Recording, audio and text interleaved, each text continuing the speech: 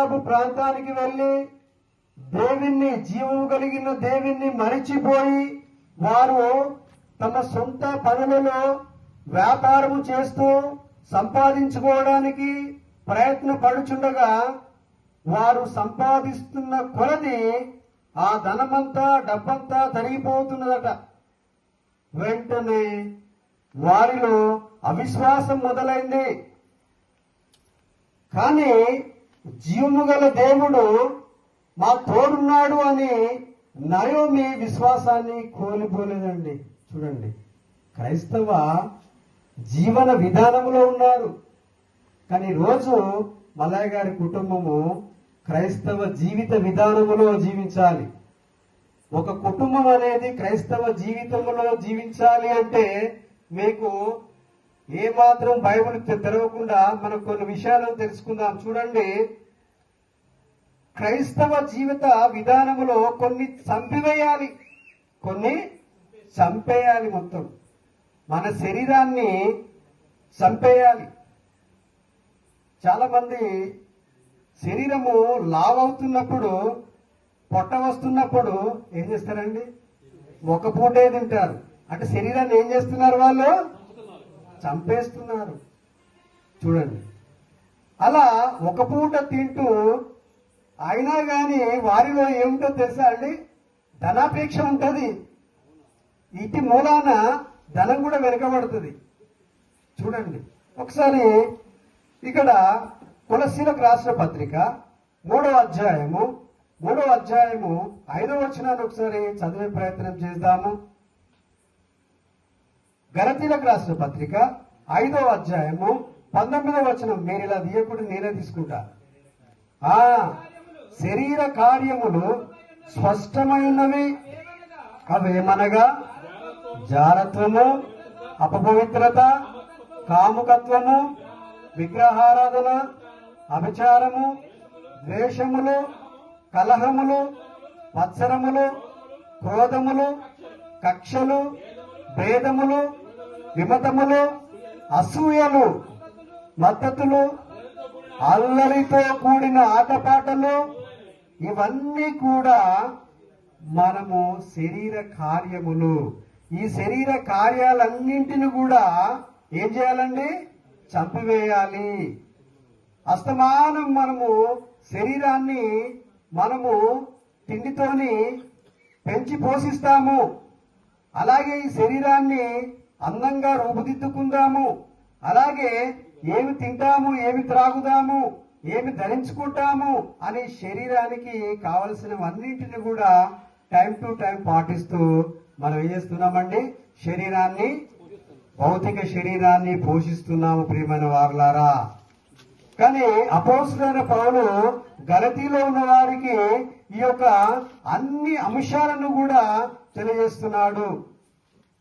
ఏంటండి? తెలియజేస్తున్నాడు. వీటన్నింటిని కూడా ఏం చేయాలి? చంపివేయాలి. వీటన్నింటిని కూడా తీసివేయాలి.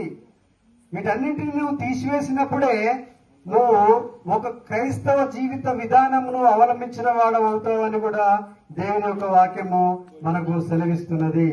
చూడండి, జారత్వం ఉన్నదండి. జారత్వము మనకు బైబిల్ గ్రంథంలో కనబడుతుంది. జారత్వం అంటే ఏంటిది అనేది అది చెప్పలేను. తర్వాత అపపవిత్ర అంటే ఏంటిదండి? అపపవిత్రత అంటే ఏంటిది? ఏదైనా ఉన్నదంటే నిషిద్ధమైనది. చూడండి, ఒకానొక సందర్భంలో పేతురు గారికి నిషిద్ధమైన ఏంటది? ఆ ఒక పశుపక్షాదులు అన్ని కూడా, పురుగులు అటువంటి అన్ని వచ్చినప్పుడు ఇవన్నీ ప్రభువా ఇది అపవిత్రమైనది అని చెప్పి వాటిని తినకుండా ఉంటాడు. చూడండి, అలాగే కాముకత్వము, కామతూరత. చూడండి, ఏంటి కామముతో ఉన్నాడు ఏంటి అంటారు. ఇవన్నీ కూడా మనము ధరించవలసినవి కావు. వీటన్నింటిని మనం విడిచిపెట్టాలండి. మనము వ్యభిచారం చేస్తేనే కాదు పాపము. మన మనుషులు అనుకుంటే, మన చూపుతో తలస్తే అది ఘోర పాపమండి. దురాశ. చూడండి, దురాశ అనేది ఎక్కువ అత్యాశ. ఏంటండి దురాశ? 1 యాకోబు 5లో 15లో ఏం చెప్తున్నాడు? యాకోబు గ్రంథకర్త తెలియజేస్తున్నాడు, ఆనాడు క్రైస్తవ జనాంగానికి, క్రైస్తవ కుటుంబాలకు, క్రైస్తవ జీవితము జీవించే వారికి చూడండి, దురాశ గర్భమును ధరించి ఆ పాపమును కనగా ఆ పాపము పరిపక్వమై మరణమును కంటది. దురాశ అనేది, అత్యాశ అనేది ఉండకూడదు. చూడండి, మనము ఆ దురాశ అనేది ఆ కుటుంబం మీద వచ్చేసింది, తన భర్తలో వచ్చేసింది, తన భార్యలో వచ్చేసింది, తన ఎదిగిన కుమారులు ఇద్దరిలో కూడా వచ్చేసింది. వాళ్ళ కుమారుల పేర్లు ఏంటంటే మహులోను, ఎలెమెలెక్, సారీ కిలియోను, మహులోను, కిలియోను, రైట్. కాబట్టి ఈ యొక్క దురాశ, అత్యాశ అనేది ఎవరికి వచ్చిందంటే ఆ నయోమి కుటుంబానికి వచ్చింది. ఆ కుటుంబం అంతా కూడా బెత్లెహేములో ఉన్నప్పుడు మంచి ధన సంపదతో జీవించారు, రెండు చేతులారా తిన్నారు, బాగా ఉంది. కరువు రాగానే కట్టగట్టుకొని అందరూ ప్రయాణమయ్యారు. చూడండి, ఎందుకు ప్రయాణమయ్యారు?